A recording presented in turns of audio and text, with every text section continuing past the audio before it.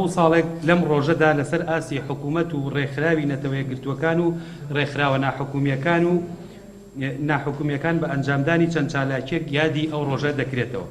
لەم یادەدا دەستگای گشتی کاروباری مین پیرۆزبایی لەسەر ژەم پیشەگەرانی کاروباری مین لە سەرتاسەری جیهان بە گشتی و لە هەرێمی کوردستان بە تایبەتی دەکات و هیوای ژیانێکی سەربەرز و شکۆمەندانیان بۆ دەخوازێت.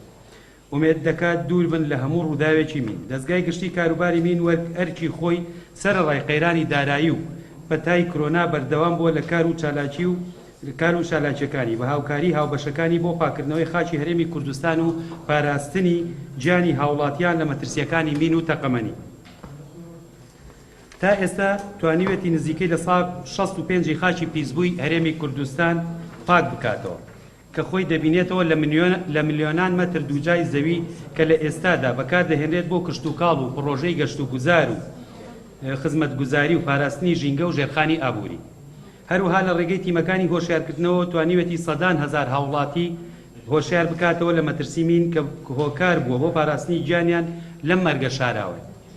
هەروەها دەستگاکەمان بە پشتگیری سەرۆکایەتی ئەنجومەنی وەزیران لە هەوڵی بەردەوامدا بووە لەگەڵ سەرجەم دۆستانمان لە ناوە و دەرەوەی هەرێمی کوردستان و ڕێکخراوە نێودەوڵەتیەکان و وڵاتانی کۆمەک بەخش بە مەبەستی هاوکاری زیاتری دەستگاکەمان بۆیە لێرەوە داوا لە کۆمەلگەی نێودەوڵەتی دەکەین هاوکاری زیاترمان بن تا بتوانین بە زووی خاچی کوردستان لە مین و تەقەمەنی پاک بکەینەوە. هەر لەم بۆنەیەشدا داواکارین لە حکوومەتی هەرێمی کوردستان و پەرلەمانی هەرێمی کوردستان کە پڕۆژەی پێشنیازکراوی دەستگاکەمان سەبارەت بە ماف و ئیمتیازی پیشەوەرانی کاروباری مین بە فەرمی پەسەند بکرێت.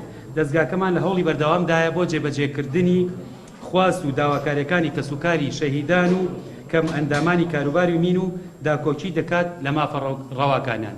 ئێوە شاد و سەربەرز و سەرکەوتوو.